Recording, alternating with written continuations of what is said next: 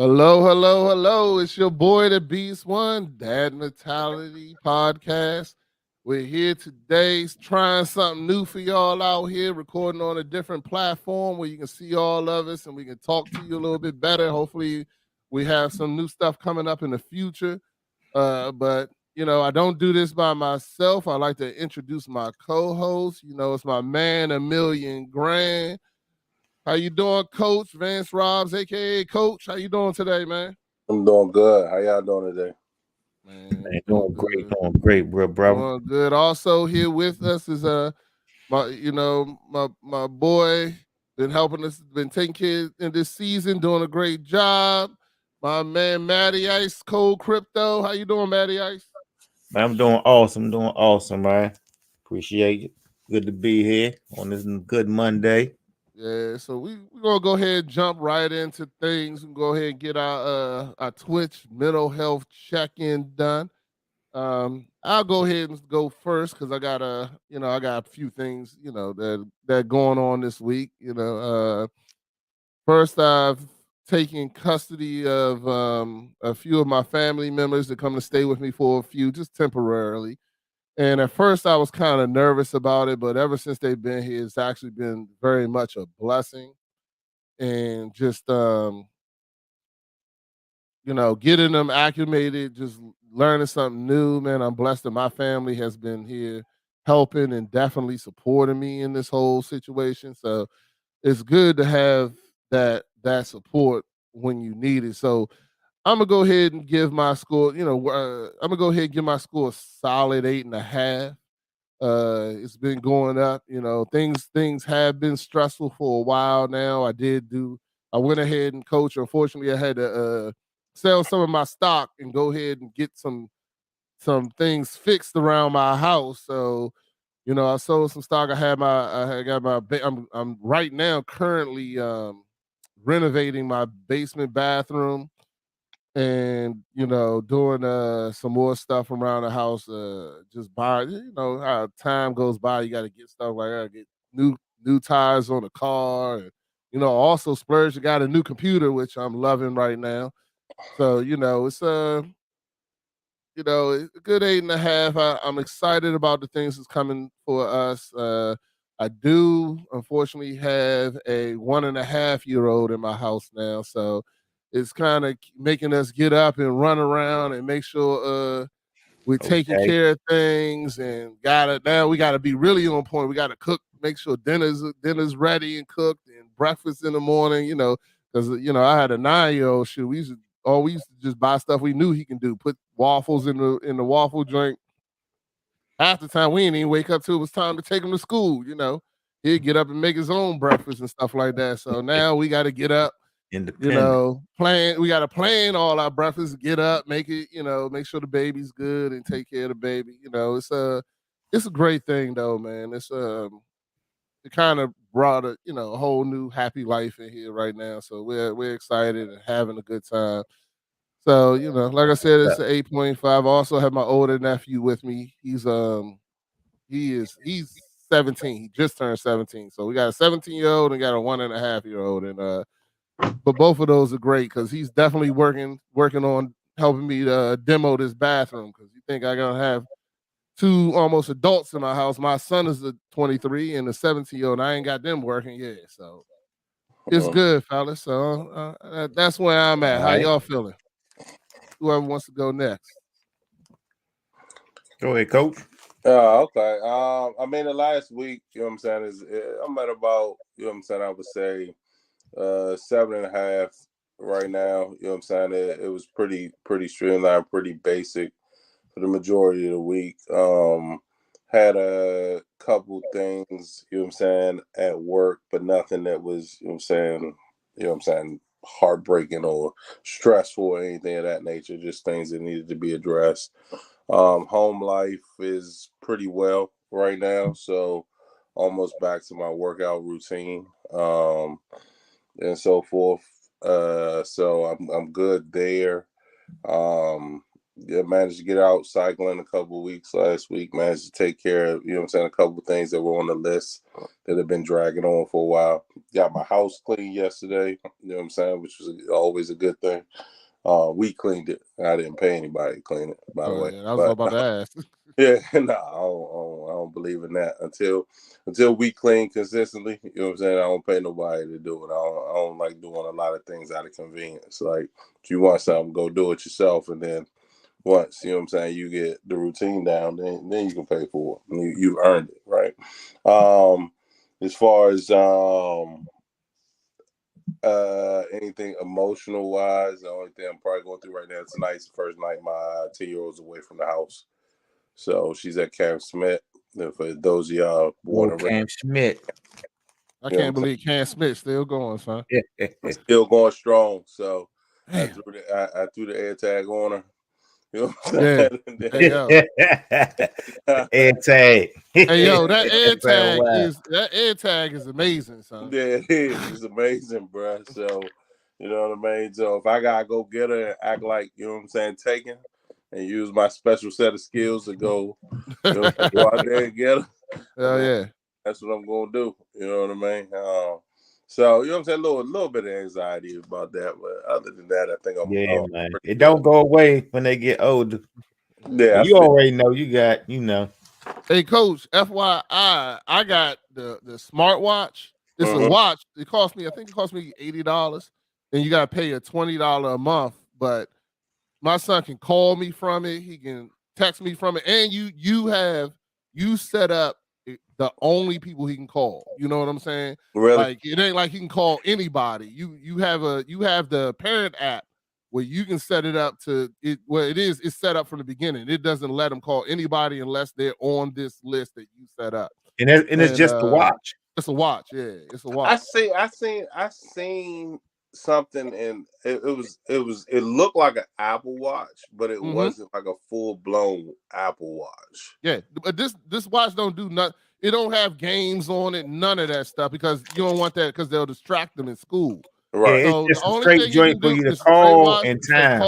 You can text. He can take pictures with it because he can take pictures with it, and like every once in a while I'll get something. He's playing on the playground. He'll take a selfie on the slide or something and send it to me.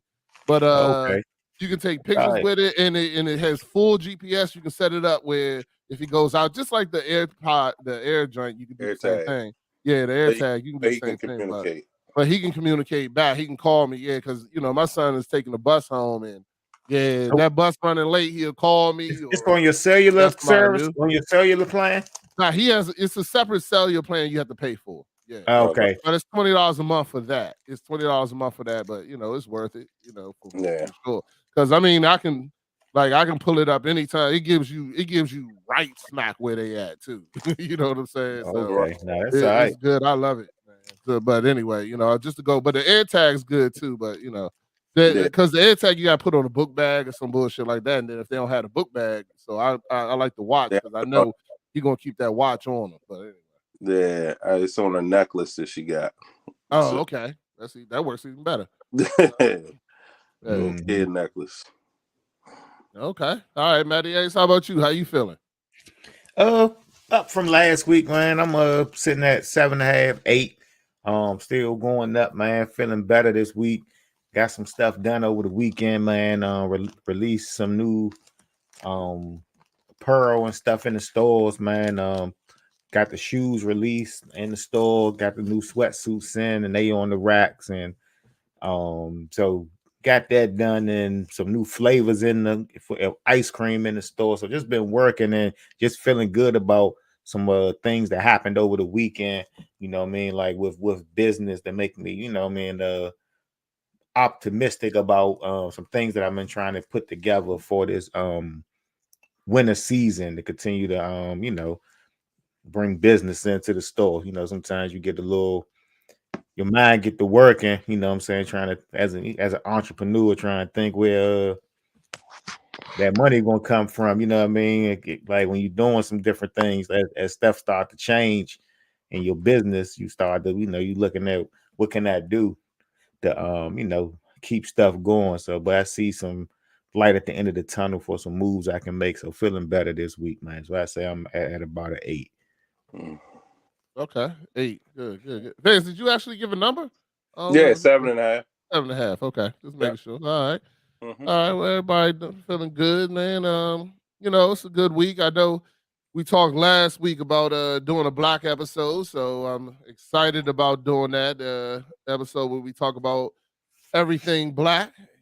So we're gonna go ahead and jump into our topics this week. Unfortunately, we got to eventually end with the football, which I don't want to even really talk about right now.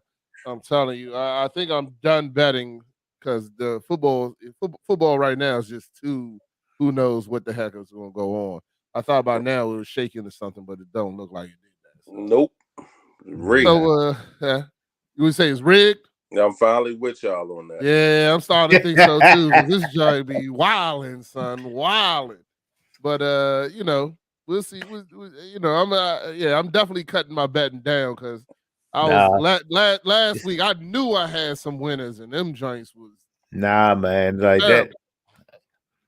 I thought it was rigged before, but it's definitely rigged now that betting is so prominent, man. And we'll get into this later. All But right. I'm going to tell you why it's rigged later, because I got a prime example of what took place this week. Okay. All right, Yeah. we'll get into it. All right, well, we're gonna start with you anyway with Let's get Vance's there. Corner Money Matters. So All right, go so ahead and start with you. Yeah, man. Last week we talked about some black owned stuff, and I told y'all I would do, some research on, just black owned banks and where they are do they exist, where they come from, and so forth. And it's interesting, the information that you can find on black owned banks. It's not. I remember our conversation last week. We kind of said, "Hey, man, a lot of them probably online. You know what I mean? It's a lot of them that way. Maybe walking into a branch is a little bit more difficult." But just in doing some of the research, from the last week, I'm gonna start with kind of the history.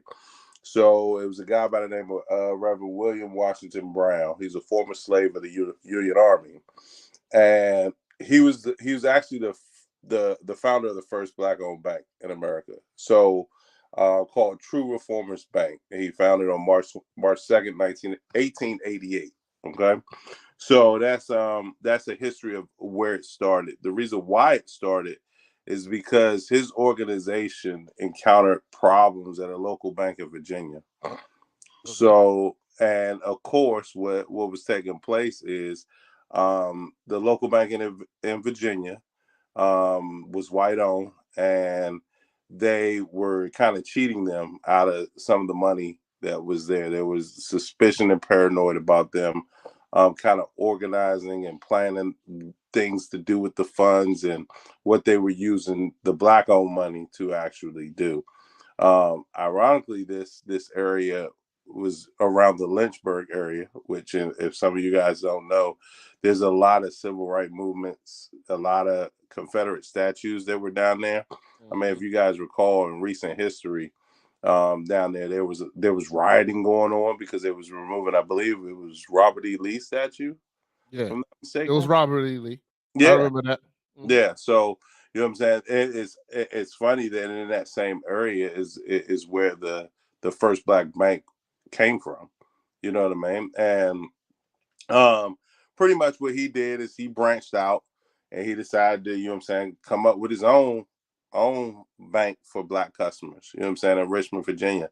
I don't know if any of you guys have seen the movie The Harder They Fall. Yeah. So you guys have, right?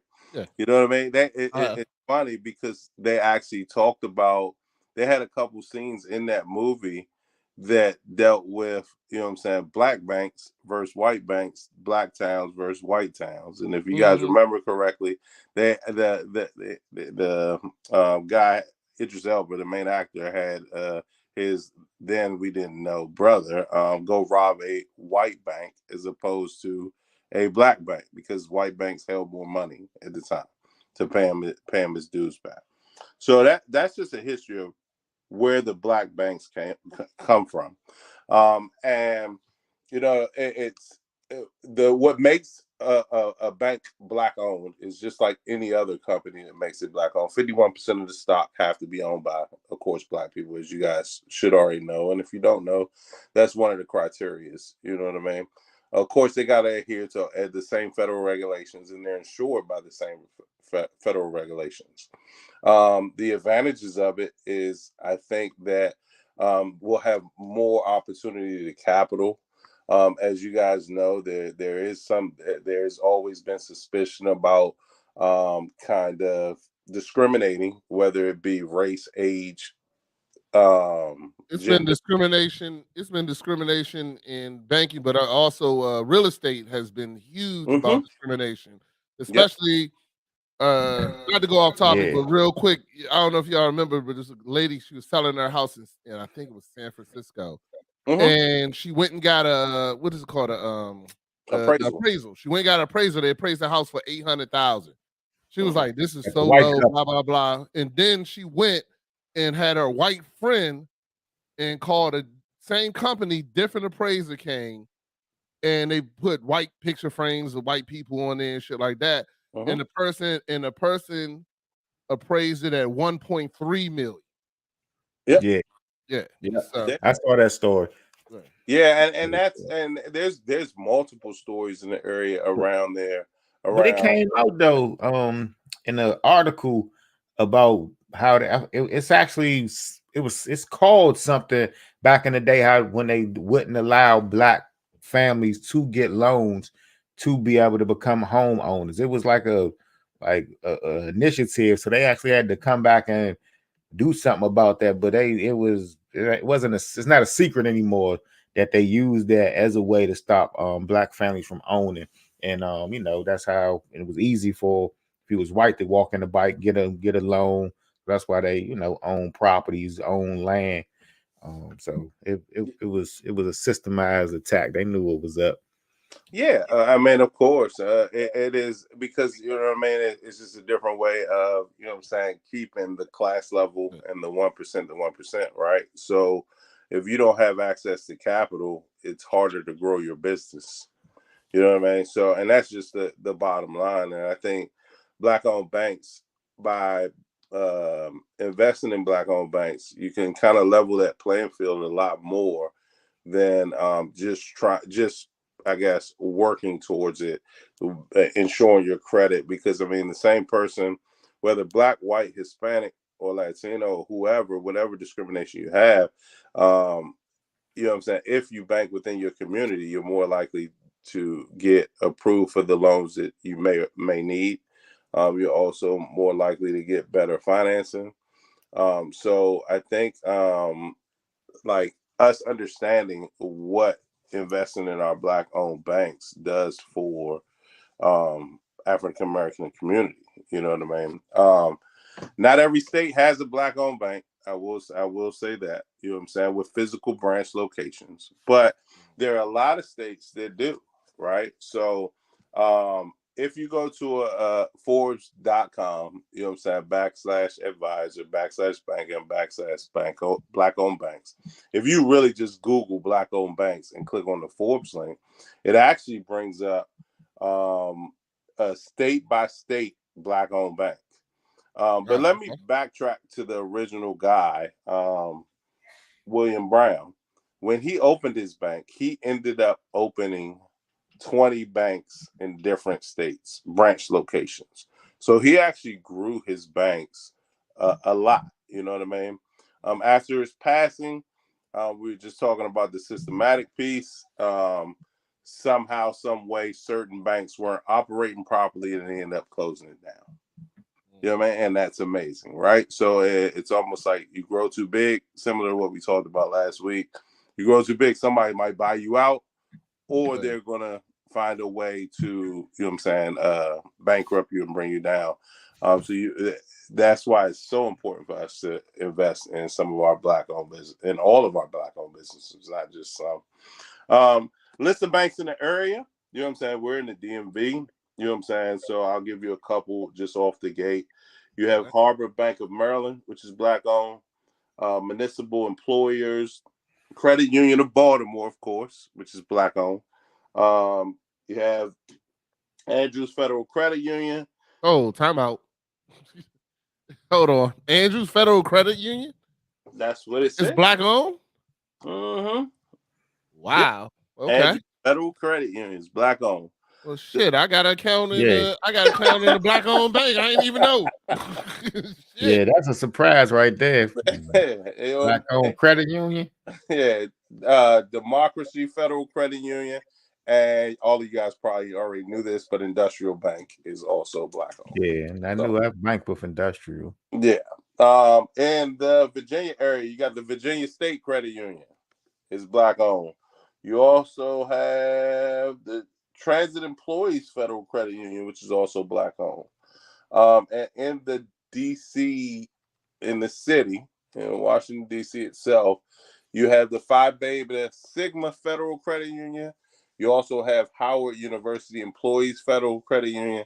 You have City First Bank, which is all black owned. City First City is First, black right? owned. I definitely heard of City First. Yep. Okay. All right. Ain't that amazing? That is amazing. I'm floored about Andrews. That one, I had no idea that was, because because of my father-in-law, I think we all got accounts there. I think, but that's wow. Okay.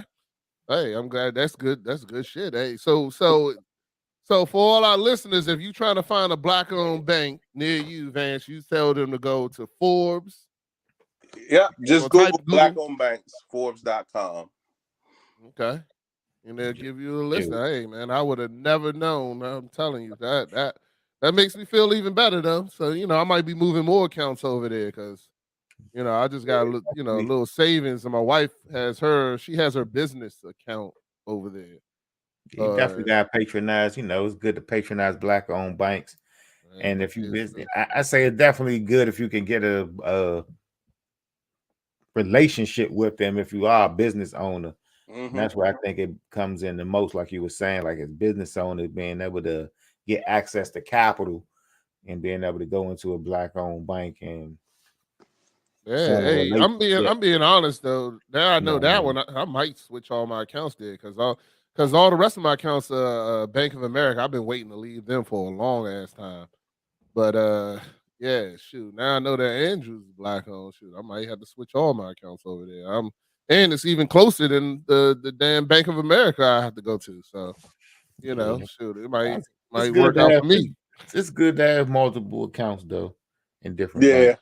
I keep personal and business accounts separate. I would say still have multiple accounts, different banks.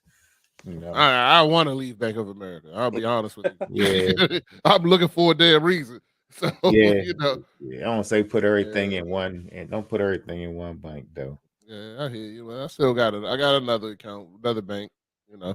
But yes, hey, that's good. That's good stuff to know, man. So I'll go ahead and go into mine next. A little aside from entertainment, but I told people that I talk about my top 5 black-owned or black restaurants in the area. You know what? I'll save that one for last because I got a lot of information about them.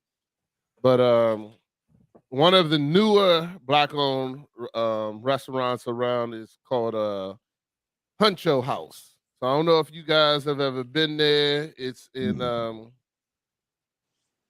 I can't even remember where it is, but unfortunately I lost my notes. But Huncho House, I do know I have met the chef who's the owner, and he's a very, very humble guy. He also, if you go in there and you schedule ahead of time, right now I think to get a reservation there, you got to wait at least 2 months. That's how busy it is. Good gracious. As far as it is an upscale, it is an upscale black restaurant. The food, okay. So I've heard from multiple people in the industry and people, my friends on the street. They say the food is excellent. I know that the service, because it's so busy, some people say the service is spotty, but for the most part, the food is excellent. And they was like, the chef is there And I know personally you can go online because when I was looking on there, and for if you decide if you got money, you splurging. I mean, you go in there, your average meal is going to be, 40, 50, $60 for the meal anyway. But if you want your table to have your food personally prepared by the chef, there is a $300 charge to the table. So if you got 10 people there, it's 30 people. You know what I'm saying? $30 per person, and it's a $300 charge. And he'll make the food for the table personally himself and come out. Even though during the time he's there, I've seen several videos. He come out to the table and visit and talks to you, and he's a very, very great, humble man. So I just want to, that's one there. Is The the next, food that much better if that happens? if he makes it, Yeah. it's when you do something like that, you're paying for the experience. Okay. You're not paying for because is the food that much better? No. Well, I mean, could it be? Maybe he may he may remix it. You know what I'm saying? He may remix it to make it personal to you or whatever the case may be. Like I've done one of those experiences. This guy, he's not there, but this was a Thai guy who his joint was called Thai Xing in Florida Avenue. Okay. And it was personal. You came into his house. Like you paid and you came into his house. You couldn't order nothing. He made it. Whatever he was making that day, that's what you was eating. You know what I'm saying? And you pay for the experience. And it's always great to do something once. If you have the means, you know what I'm saying, and you out, your family coming to town or something like that, and they want to do a one-of-a-kind experience, that's what you're paying for. Mm-hmm. I know he has a personal chef background, and he's done food. He does food for a lot of celebrities, things like that. So that's the kind of experience you're getting when you pay that extra money to have the chef do that. And sometimes it's worth it, man. I personally, I would do it if I had a big enough reason. Like, for instance, let's say I wanted to have my anniversary dinner there. Then I would pay the $300 to have the chef do it, have that personal. Yeah, have him come out to the table. Come out. Well, he's going to do everything out there if you pay that $300 fee. Okay. So, to me, it's certain things that, you want to, you're paying for the experience, man. So, another one I would talk about, which is my top restaurant for late night. You're in DC, you want to get something good to eat. And this guy, they've been on drive-ins, diners, and dives, and it's very big in this area. It's Oohs and Ahs. Oohs and Ahs, they have two locations. They have one on Georgia Avenue, and they have one on U Street downtown. They've definitely streamlined their service. They remodeled the one on U Street because it used to be, real. It's been there forever. But now it's cashless. You can order online. Your food will be ready when you get there. If you haven't been there in a long time, it's totally different now. Yeah, I haven't been in there in a long time. I used to couldn't get in there and orders. Don't go at nighttime. It was just wasting your time. Like, it is a busy because it's a busy spot at night and this, that, and the other. And I mean, but the food's good. You know what I'm saying? It's good. It's good quality food. I do deal with them directly in my business too, and I know what they're buying. You know what I'm saying? So the food is there, the quality's there. It's a great place to check out late at night. Oohs and Ahs is Black owned. Chef Aji is the owner. Also, D is one of the guys. But if you go there, the main guy that runs everything is my man Tony. You can go in there and see him in there all the time. But shout out to them. It's a great place to go late at night. So another place that I've heard about, it's on my list of places to go to. It's called Black Cow. It's a upscale restaurant. Similar to Honcho House, is Black owned. There's also another place in Baltimore, Vance. I know you go out to Baltimore a lot that I've heard of. It's called Black Swan.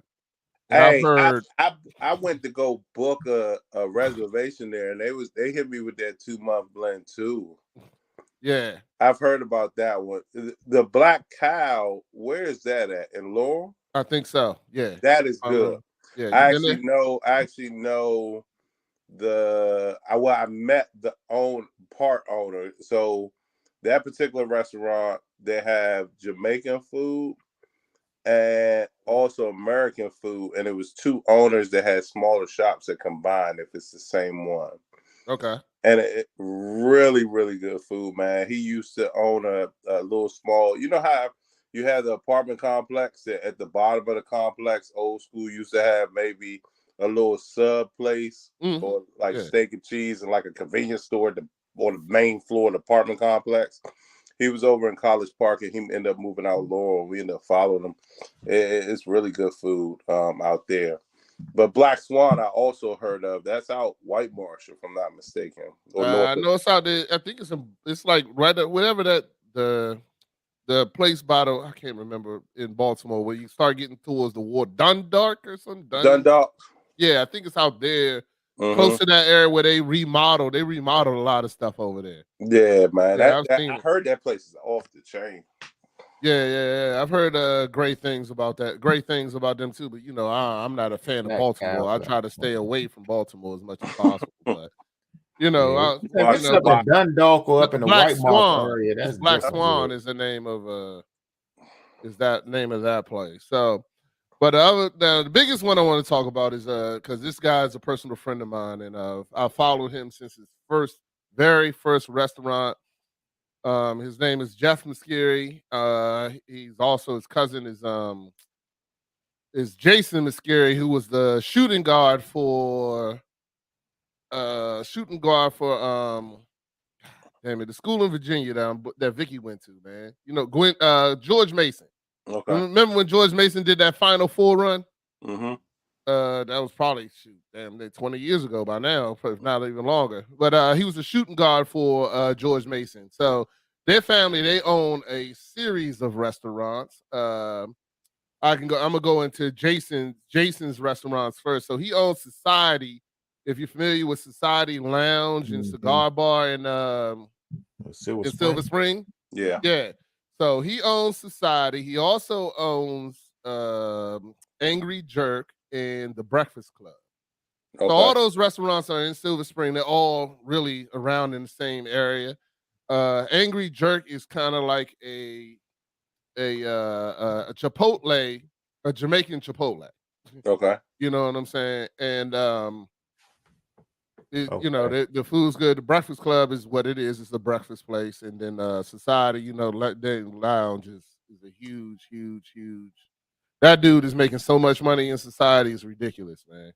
How much business that place does. Shoot, they think they had backyard day on Sunday. He told me he making almost like 20 grand at the door. But you know, anyway, yeah, it's nuts how much business he makes at that place. But nah, nothing. That was like, yeah, shit. Don't put that out there. He doing well. He having it is what it is. You go in there and see what it is. It ain't you can start doing the math.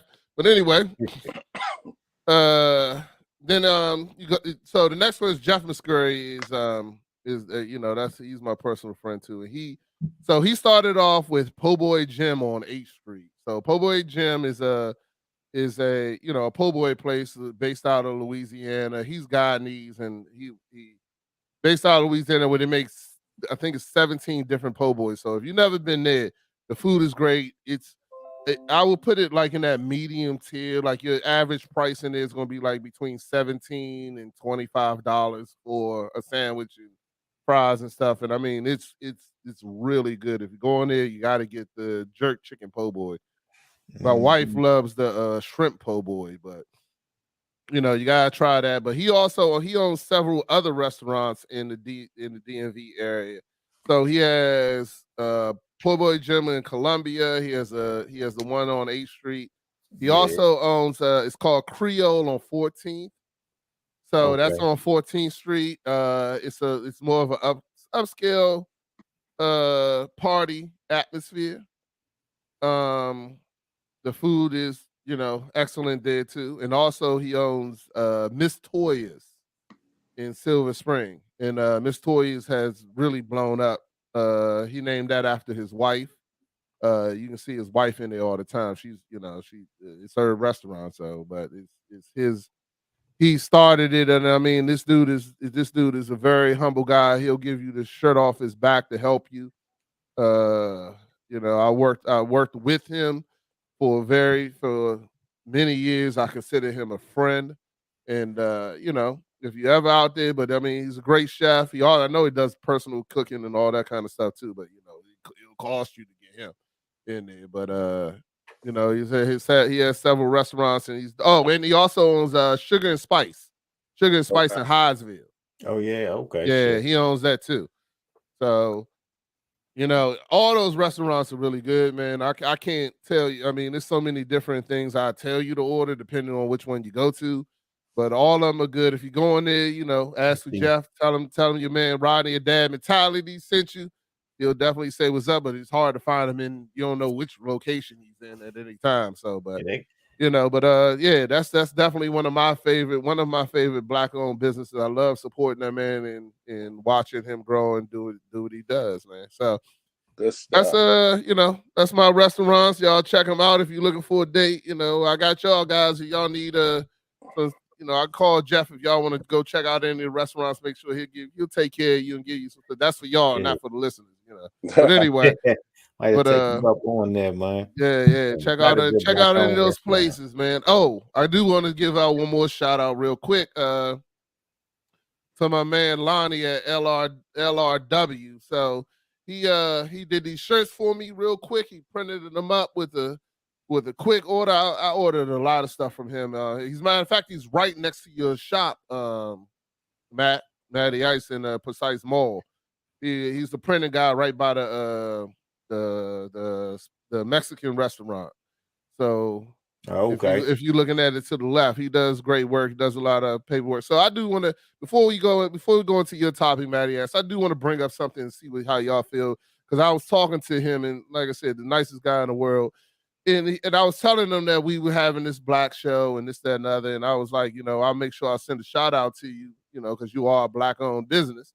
And he was like, yeah, I appreciate it. And I was like, because we were talking about, once a Black-owned business gets big enough and this, that, and the other, that usually it gets taken over, it gets sold, or this, that, and the other. He brought up this point that, you know what? I'm going to save this to the after conversation, because I just thought about that. That'd be a good topic, because I ain't have an after one that we can talk about. So anyway, we'll go ahead. Shouts out. I'm going to go ahead and let you go, Matt, and we'll bring that to the after conversation and see what y'all fellas think about that. Yeah. My topic, man, just wanted to talk about Black technology.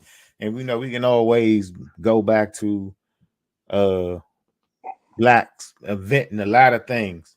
A lot of things. A lot of products, man, that we look at and that we use every day, that was invented by us. Some stuff we got credit for, most of it we didn't, you know what I mean? We just find out today, but it's a lot of Black inventors right now, man, making some great products and things that actually could, man, change the way we do a lot of things.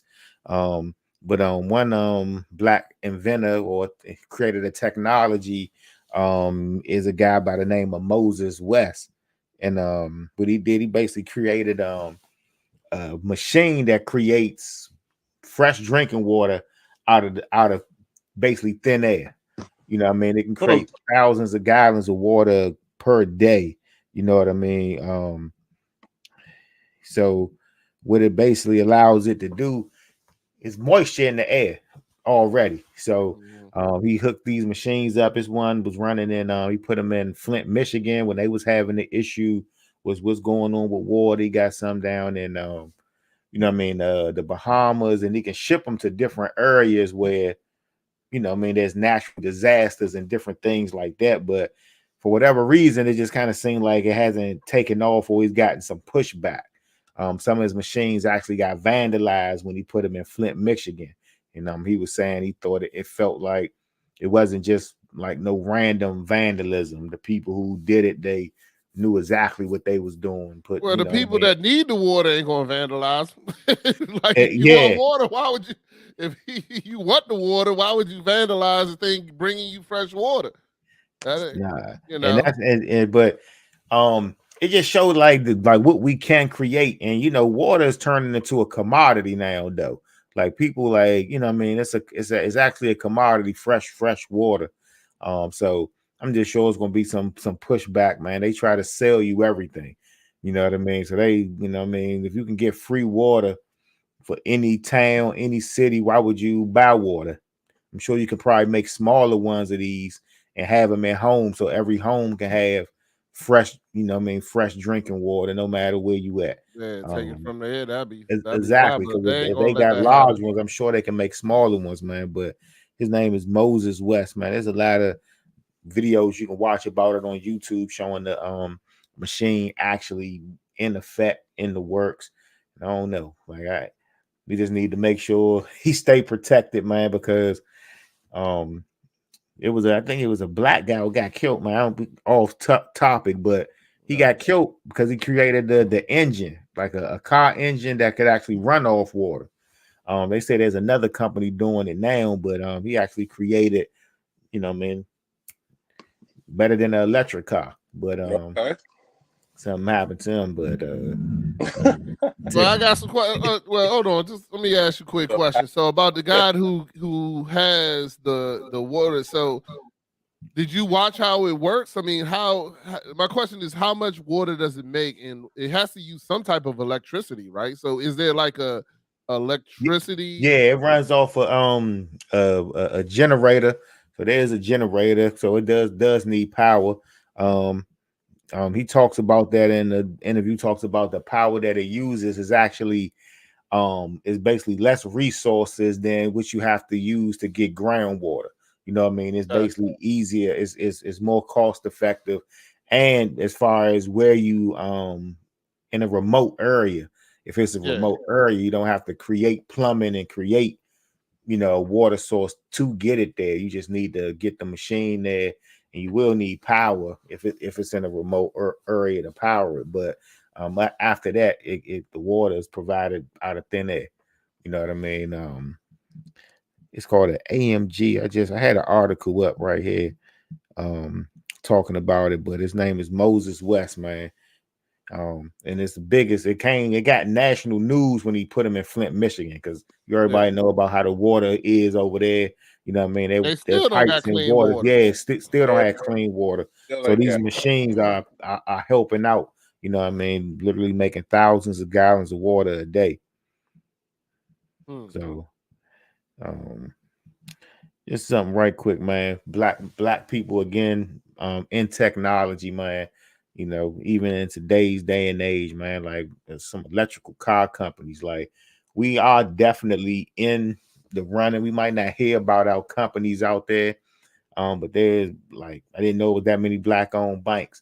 Then you'll be surprised how many like smaller black-owned tech companies are out there, like selling their software to different companies, doing a lot of the same things that the larger companies are doing. But you know, it's just I think I brought it up last week. I know that Sway in the Morning and like the other kid, they're supposed to be coming out with their own black-owned you know, Instagram or whatever it's called. You know, I don't know what the technology name for that is, but you know, their own platform. Facebook, social media platform. Yeah, they're supposed to be coming out with their own.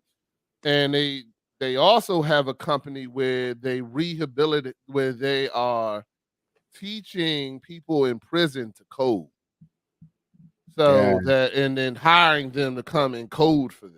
So, you know, it's a lot of things that they're doing that I know, because you know, I listen to Sway all the time, and he has a lot of people on there talking about positive technology things and things that are, you know, they're building and coming out with soon. So, you know, good. But I like it. We just gotta support it when it come out the same way. We make all the other apps hat when them joints come out, because we on there. So same thing when you know, one of those apps come out. Well, that's a good thing. So that kind of goes back to what Lonnie said at LRW. If you need any apparel, shirts, or anything, go see my man. He's in Temple Hills, Maryland. Go see him about anything. He has actual 7 different shops that he can wear. I think he has one in Waldorf, one here, one there. So, you know, if you call him up, no matter where you are in the DMV area, you can, he can tell you where to go to get your apparel, get your stuff done. But so when I was talking to him about it, I was like, we was talking about how we don't invest in Black and in Black culture and this, that, and the other. And the thing he said to me that was interesting, he said, because we don't own our culture, we lease it. And I was like, wow. He was like, okay. And he was like, look at the NBA. It was like the NBA, we run with it's all Black players, we the majority players, but we don't own nothing. But we're leasing ourselves and our culture and everything there to them. Even the issues that they're helping with and solving are Black issues, but Black people aren't making money from it. He said the NFL, same thing. It's all these, and as a culture where we don't own anything, we're leasing our culture to all these platforms, to the Instagram, to whoever, to Hollywood, to that we don't own it. So what is that step to get to own it? And in his analogy, he goes, I do clothing. He's like, I do this printing and this, that, and other. He goes, but I also make the t-shirts. I also make, he's like, I make the stitching. He's like, I own all this fabric. This is all mine. You know what I'm saying? There's nobody in the middle that can stop me from doing anything. So my question to you guys is, do you feel that we are leasing our culture? Do you feel that is something that he has a point in that? Come on, you muted, Mark. You muted, Matt. I say in some ways, from how you explained it, okay, yeah. We gain culture, they use us in a lot of those things that we don't own. But as far as leasing our culture, I think I said that last week, like, what is our, culture? We don't, we call hip hop our culture. You know what I mean? I think we speaking with your man about how he got Korean culture and they have certain things and traditions that they live by and different things like that. Like, the only thing I guess like most Black people might have is religion, how they grew up. And then a lot of Black people grew up under different religions in their household. The whole Black culture didn't even grow up under the same religion. So that word culture, man, that's a tough one, because sometimes I don't even think we even really have a true culture identity. True identity. Yeah, you know what I mean? Like, what do we call Black? Like, oh, that's being Black. And sometimes, a lot of time, being Black is some ghetto shit. You know what I mean? Like, what is Black culture? We still arguing that if we're Black, we're African American. If we're African, if we're this, nobody really knows. Nobody really has a true answer for that. So that's a tough one to kind of say. Yeah, I mean, identifying our culture, you know what I'm saying, is tough, and I think in the U.S. is Black folk. Yeah, like because in all honesty, our history it traces back to slavery, right? And the traditions of culture and heritage travel further than that. 200 years ago, man.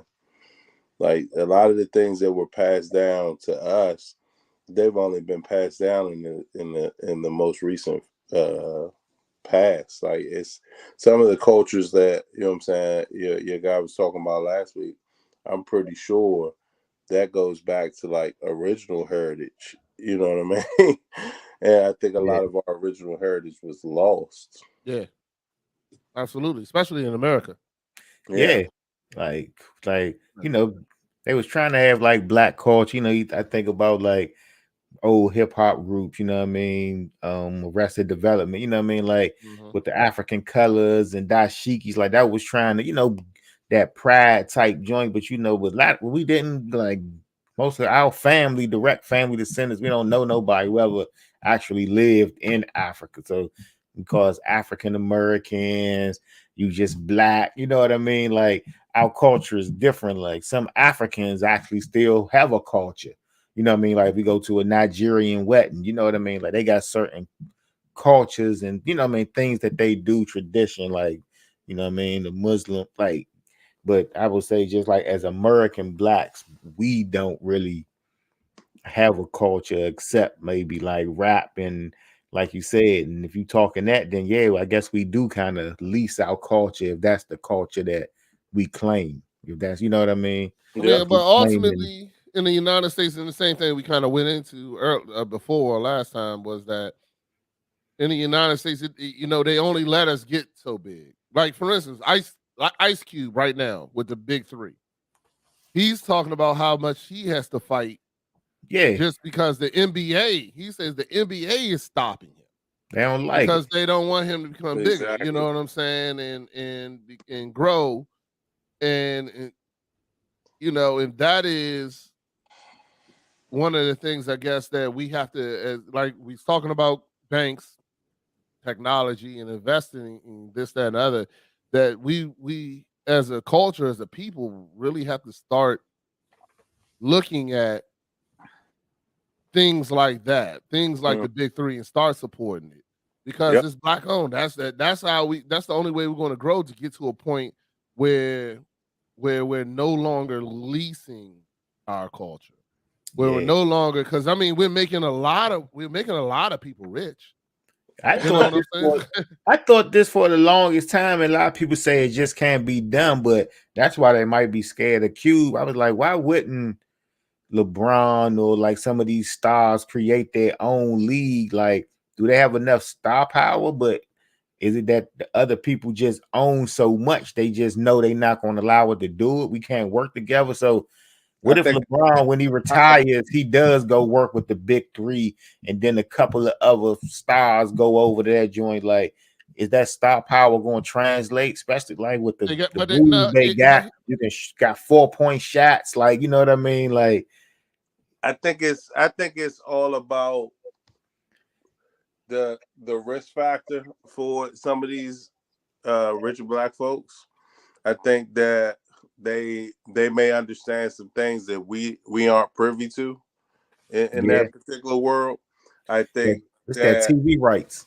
yeah, and you gotta remember some of these people getting paid by the people that we want to take over. hold on.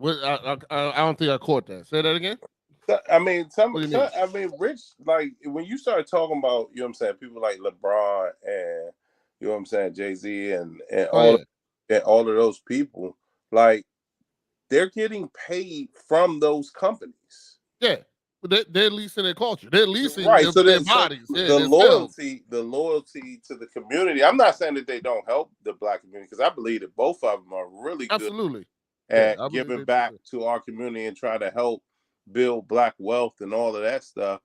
But it's almost like it goes back to like they understand that there's certain doors that are going to be harder to get into than others, right?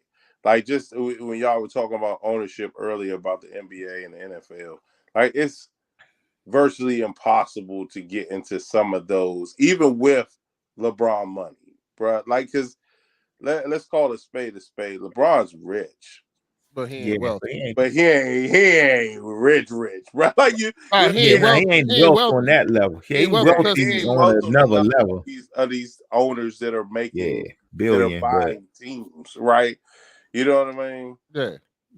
I agree, like getting into their game, but that you still in their game. But I'm talking about like the big three, like they like something that they own, create their own league. Like, yeah, Yeah, you're not gonna get in there. I They're got not you, but gonna the only tell you issue the with that same. is until you get younger people to feed into it, yeah. because then you Well, still got nothing who's the but a guy bunch who of old uh, NFL players, NBA players. You still got nothing but a bunch of old. The Yeah, nah, NBA is they still going to have the youth. They're still going to have the kids coming out and this, that, and other. I think Dion is a great reference to what he did exactly. I by was gonna bringing say that. star power, and he started talking these young kids into going to HBCUs. He opened the door up to make it, and to be honest with you, I kind of feel like him doing that, him starting to do that, kind of pushed the NIL thing.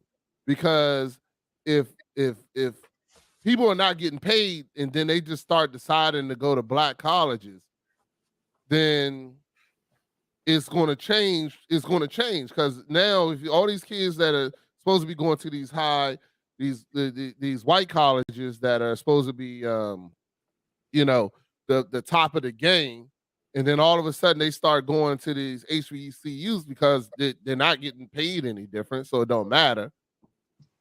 But then that would change college. So then they started doing NIL deals because now the bigger colleges are going to have a better NIL deal.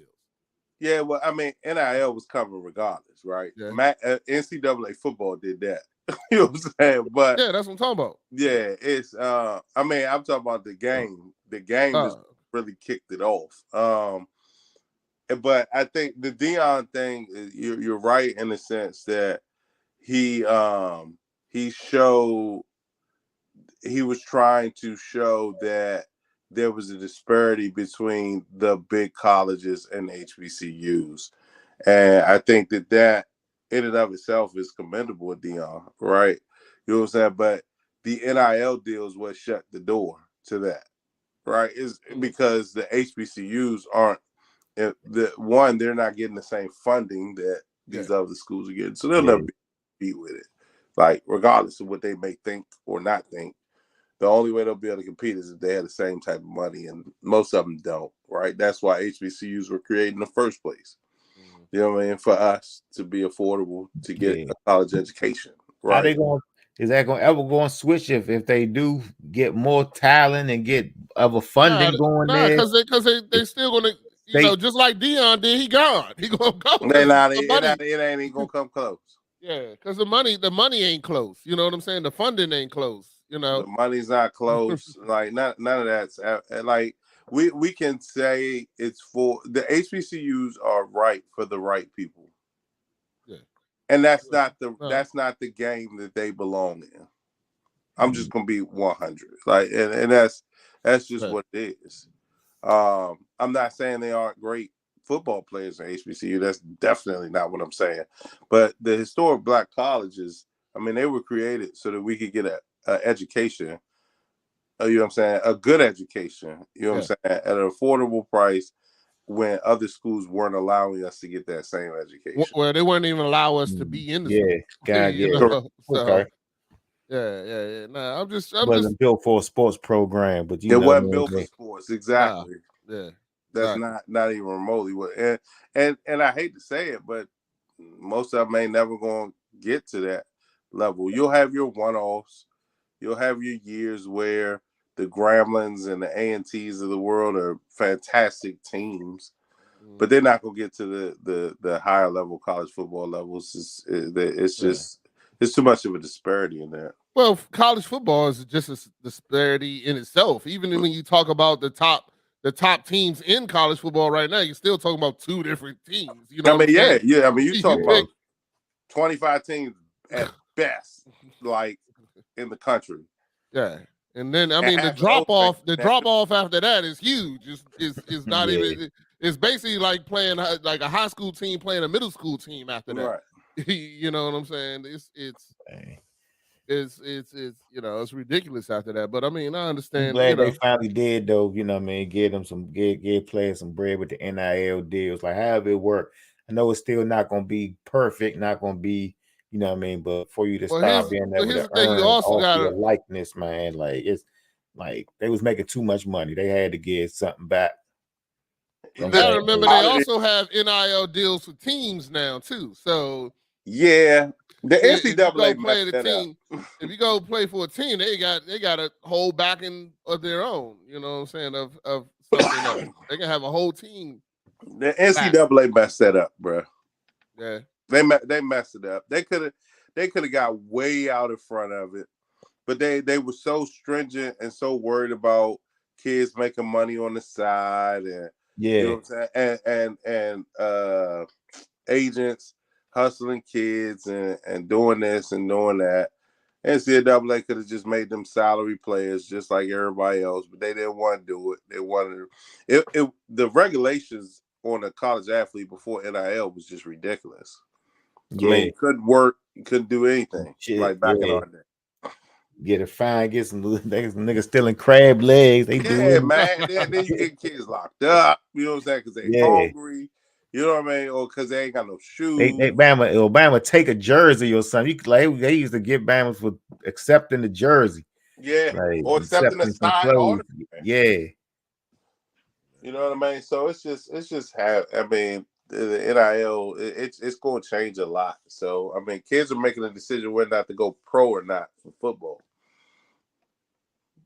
yeah. Think about Hey, that. that's what we was talking about, like with Because Dion. NIL make NILs Like with making too much Dion, money. like the money that Dion's son's making, like now how to like based on how the season playing out now, do you still think he should leave this year or continue to make the money and Who? stay another year or go or His son should stay. His son should quarterback?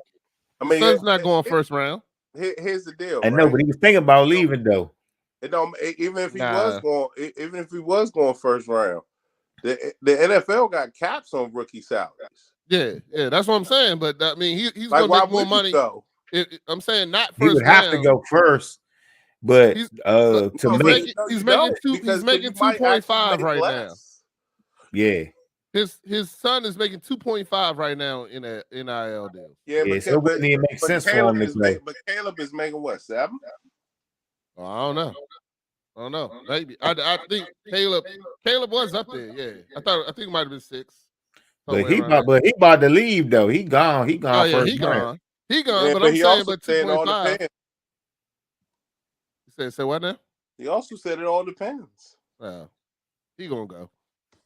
I believe he gonna go, but you know.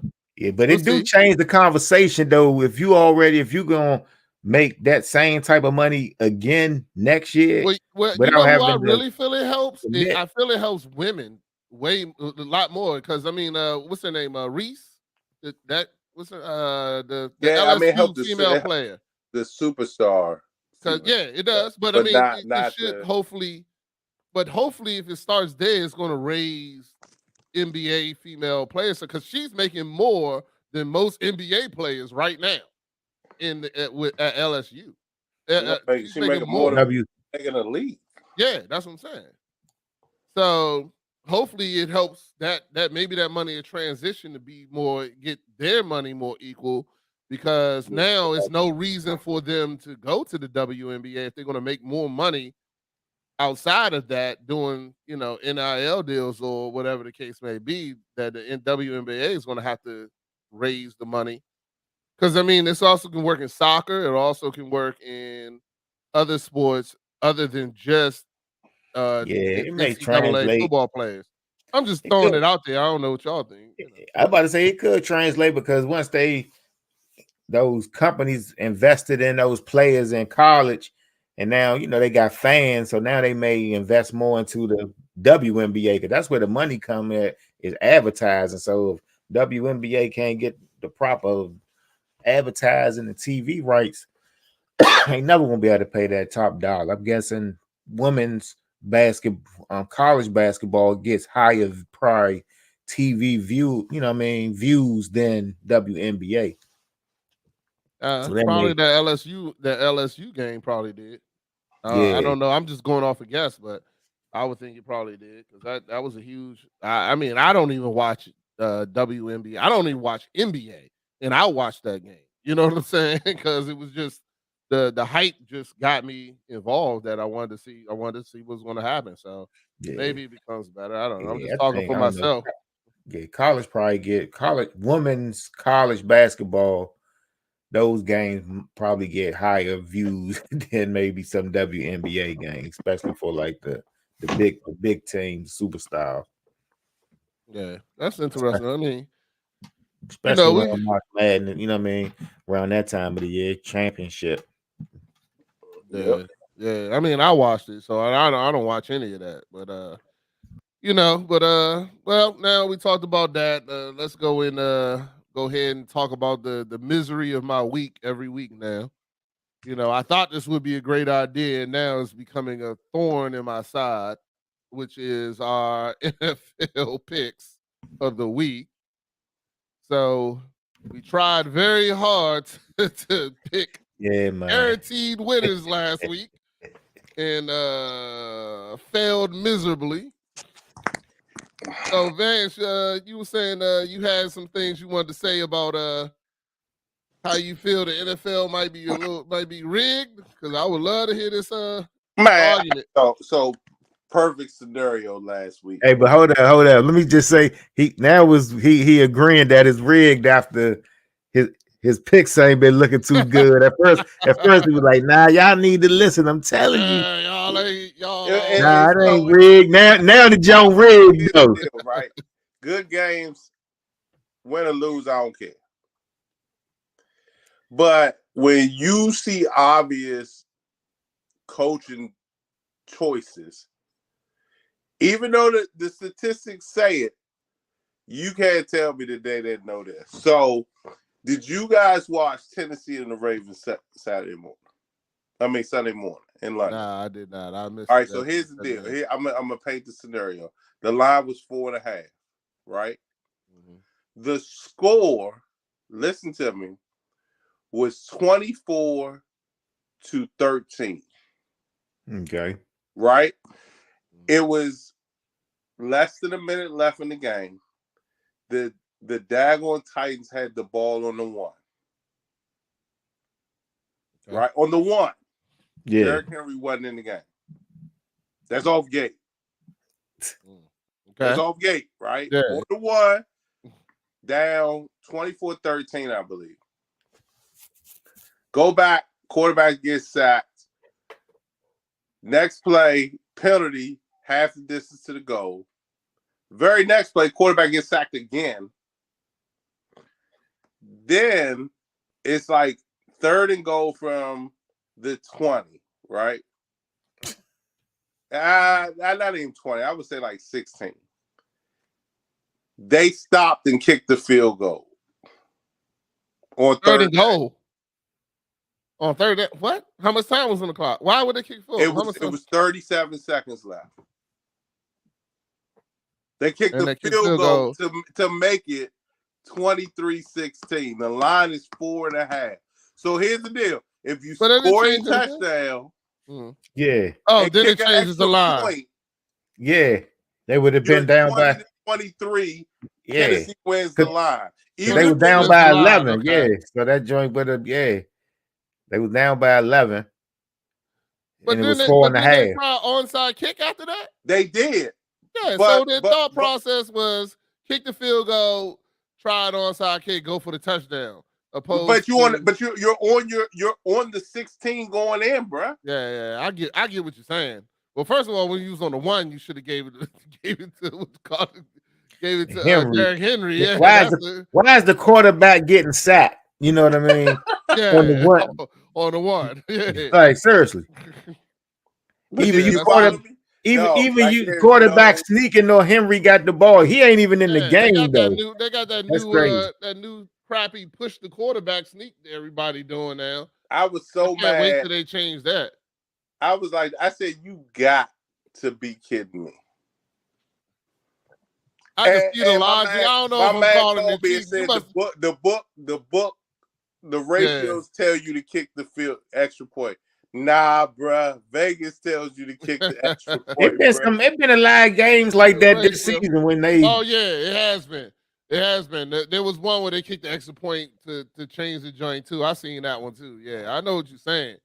Yeah, it's been a lot of. I mean, not extra like point. That, they kicked the field goal when they was it was something stupid too. It was even dumber than what you was just saying. It was like they kicked the field goal. They kicked the field goal and it was the end of the game. Like the field goal. It was like Yeah, he was like he did it for point differential at the end of the year. Yeah, it was something so stupid. Yeah. I was like, what? I was like, get the fuck out of here. It was like, yo, you don't go for the touchdown. You gonna kick a field goal at a meaningless end of a game. You know, shit, you go for the touchdown, man. I don't know.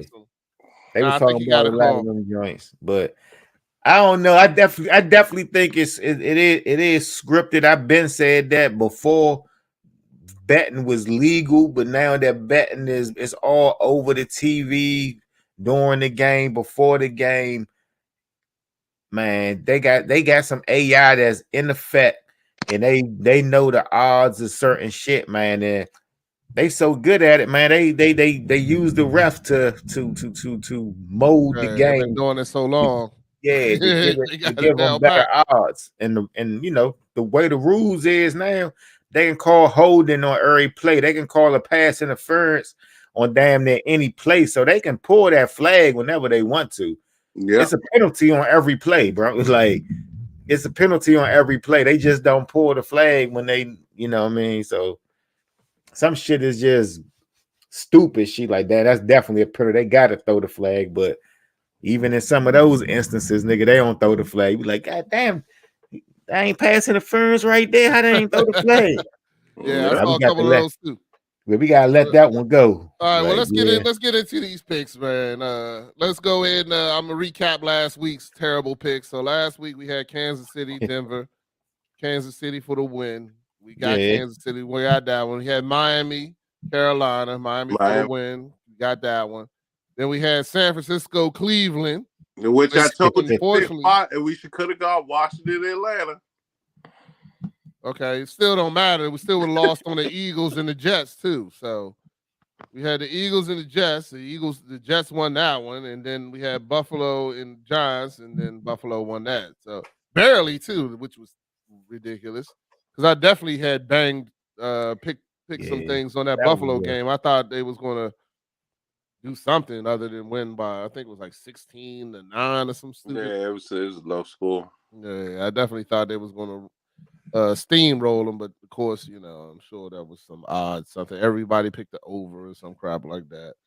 But anyway, all right, to get into the horrible picks of this week. I mean, this week will be tough, fellas. I'm telling y'all that. This gonna be the week we hit though, man. Because the other week you say it was easy, and though we ain't hit that, so hey, it don't even make a difference. So, all right, Vance, you got it.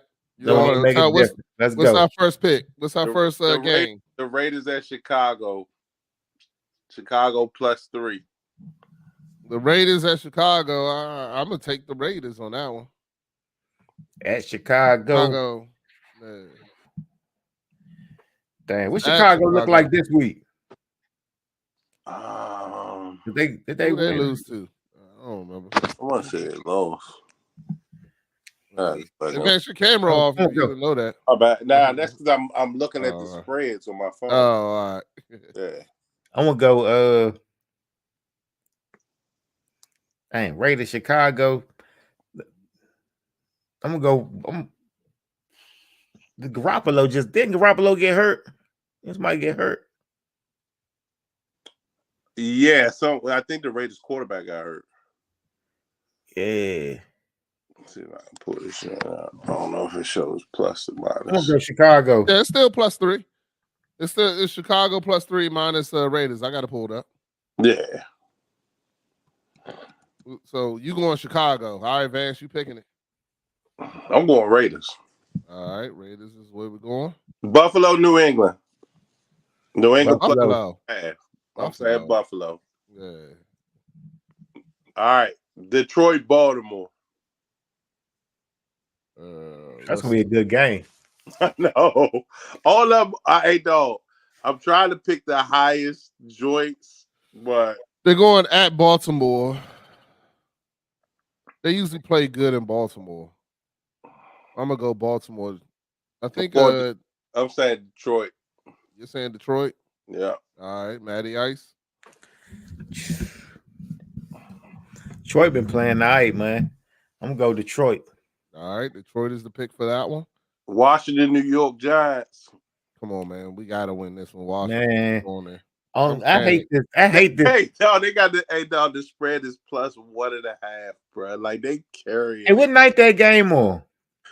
It's Sunday at 1:00. Oh, Sunday at 1. Okay. Are we playing? Oh, all right. That's a different game. I'm going Washington. Sunday at 1. We're gonna get that money. And last but not least, Arizona at Seattle. That's an easy one. Arizona at Seattle. Let's see. That is a 7.5. Seattle then. Seattle, yeah. Shoot, I like Seattle coming off a loss too. I want to go to this San Francisco Vikings game, man. Now with McCaffrey hurt, you don't. Uh, And Debo, I don't know what Debo Samuels. yeah, both of them hurt. That's right. They did lose this. I don't know about this Cardinals. That Cardinals? I'm trying. That ain't no easy game right there. Cardinals in Seattle. Man, At Seattle. Nah, I mean the Cardinals' defense is the problem, bro. Like their defense is decent. It's just that they ain't got. That's why I'm thinking Seattle. Ain't they at home? Yeah, I say Seattle. Yeah. No, I got Seattle. Yeah, Seattle's the favorite. They are. Yeah, I'm going Seattle on that one. All right, so let's see what this better bring me right here. So we got Vegas against Chicago. We took Vegas. We got Buffalo and New England. We took Buffalo. We got Detroit and the Ravens. Y'all took Detroit, unfortunately. And Washington against the Giants. We got Washington, Seattle against the Cardinals. So we better beat them Giants ass, man, especially from last season. Like we gonna tie with the Giants, and then when we needed to beat them, we lost to them. So Giants had our my $20 bet wins us $188.59. Right. Go ahead and put it in the books. Just go ahead and crap out another $20 into the drain. God damn, no faith, nigga, no faith. $20 down the hole again. God damn. FanDuel sends me a monthly statement. I realize how much I've been losing. I'm like, oh fuck now. I'm about to stop betting on this joint. Hey, don't get them 20s and 10s. Last week I went to poker and smacked them. So I was betting like I don't know what all that poker winnings. I was losing them. I lost I didn't lose all the poker winnings, but I definitely bet a lot more than I usually bet in a weekend. You know what I'm saying? I probably bet double what I normally bet because I won the money in poker. Man. That shit add up quick. But I was like, after this week, all them bets, I thought I had some good bets too, man. I was looking it up. They wasn't guaranteed. Yeah. That Eagle game. It ain't no guarantees no more in this day and age, man. Like that shit not real, man. I think college is easier, to be honest with you. College did me wrong too. I bet on the college game. College, them guys was covering the spreads. That go Penn State covered. Man. The spread was Penn State UMass minus 41, and Penn State won 63-0. Like, yeah. You couldn't even take UMass at 40 points, bro. Like, are we serious? Yeah, that's crazy right there. See, I don't even like joints like that's too many points. Like, I ain't about that. I can't bet with nobody with no 40-point favorite. Man, let me tell you about this. Let me tell you this parlay I thought I was good on. This college parlay, since you're talking about that. USC Notre Dame. I took USC to win. Nope. Oh, that was a good ass game. Oh, that was a good game. That was the only one that was suspect on my joint. I did pick USC to win. I thought it was a good game. Yeah. But hold on. So I had Texas A&M versus Tennessee. I had Tennessee. Oregon versus Washington. I picked the Oregon. Louisville versus Pittsburgh. I picked Louisville. And they were all favorites. Yeah. Oh, not the Oregon and Washington joint, I guess, wasn't favorite. Hold on. Was this the bet I was actually doing good on? Either way, lost like hell. I was like, you know what? I'm done with this crap. I don't really bet on college because, like you said, it's still upsets though. Like it's gonna be upsets, and it's saying like, and it's the parlays, man. And I'm gonna say this, like I think honestly, it's more exciting when you got more legs in your parlay, but you really shouldn't have more than 3 legs in that parlay. You got 3 legs, you probably gonna hit more than you losing because you're usually hitting on some joints. It's that 1 to 2 games because you got a 5 or 6 leg, 7 leg parlay. You might hit 4, you might hit 5 sometimes. It's hard to hit 6, 7 legs. Well, I'm done betting on it because I don't trust it no more. I'm gonna write down my bets I think about betting and just see if See I how would you want. do if you just do 3 legs, But I'm man. And he not. gonna win I'm all not of them. betting. I'm not putting no more money on. Nah, I'm done, dog. I'm gonna bet this. That yeah. After last week, I'm telling you, I bet a lot last week, and not all small amounts, but like 4 or 5 legs that I all thought were really good, and none of them joints. I mean, them joints smacked. I was Yeah. like, yo, I'm done with this. Yeah, them You jokes know what hurt I'm your saying? feelings though. And Yeah, then dog. some of them hurt your feelings early in the game. You be like, God damn, like man, oh my goodness. The biggest one I had Don't even want to watch the game no more though. Yo, I was sick last week because I had Done a for the 6 day. game parlay. I had a 6 game parlay. $20 won me $800, right? I had the Saints defense to score a touchdown on New England. That was the big part of my bet. And the Saints scored a defensive touchdown on New England. As soon as I did that, they offered me a buyout of $200. But all my rest of my games were like, I was like, yo, I'm winning everything. I won everything except for Baltimore loss against, I can't even remember who they lost against. I think it was 2 weeks ago. Baltimore lost against somebody who they were winning 10-0 in like the first half. It was 10-0 Baltimore, and then they lost at the end. I was hot. So that was the beginning of me not wanting to bet no more. And then, I went and played poker, won some money at poker. So I was like, all right, I'm gonna bet this money in the game, try to double it up, triple it up, and sure enough, that screwed me. So I'm done, man. I'm good. I don't like this shit no more. I'm about to go back to just living my life. I don't even know if I'm gonna watch football this week. I'm so upset, dog. I don't even know. I don't even want to watch. I'm telling you, just watch your team, man, and enjoy the game, Slim. Yeah, man. Hey, Get back got enough in the money for me. just get back in the fantasy, man. Just something you can just watch and enjoy. You ain't got money on the line. Right. You know what I'm saying? FanDuel got enough money for me. I'm done with them. So anyway. But anyway, it was good. Hey, fellas, it was another good conversation. I appreciate y'all.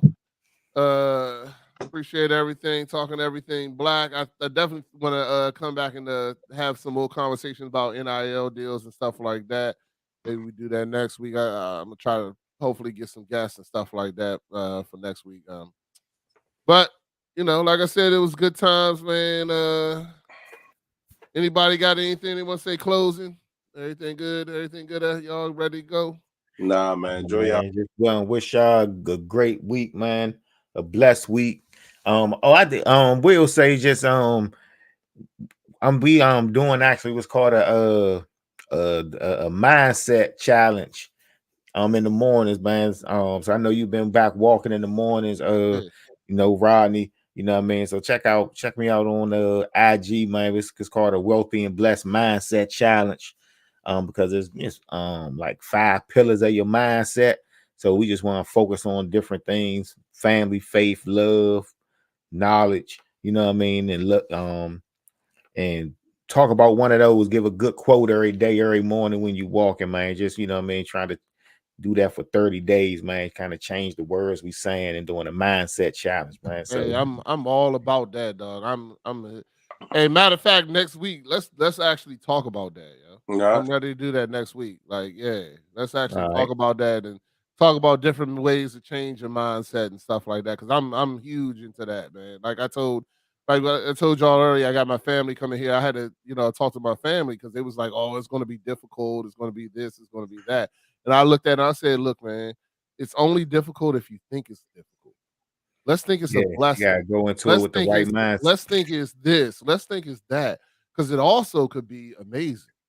It also could be this. You know what I'm saying? And I was big on talking to them about that. Yeah. So, I definitely think we should definitely go into talking about mindset and just talking about what you call it next week. So, we'll talk about it throughout the week. I'm gonna, post something up and work and send y'all some stuff. And I would love to hear what you talking about too, man. So you said is when can we watch it or listen to it on IG? So on IG, we posted one this morning. Me, my partner, and the other group of guys we doing it with called Quotes by Many. Oh, yeah, I want to go hang out with them too, man. I've been remind me this Thursday, yo. I'm really trying to go.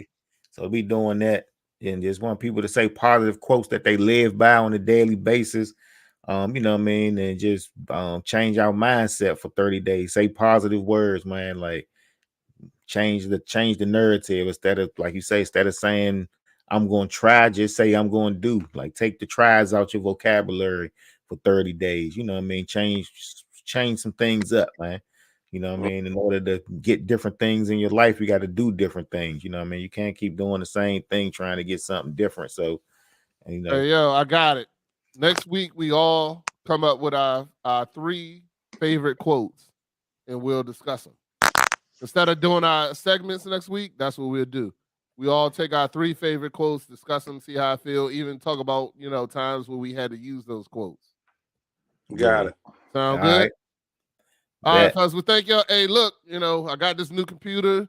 I will be broadcasting live, playing video games on my Twitch channel. So y'all want to check that out? I'll probably do it on my personal Facebook as well. But we definitely, I'm just going to check out. You'll be able to add comments and everything. You can catch us on everything. Dad_Metallic on Facebook, Instagram, and YouTube. Check out the channel. Make sure y'all subscribe and like. Hey, fellas, it was a good show again. I appreciate y'all. As always. God bless. Good night.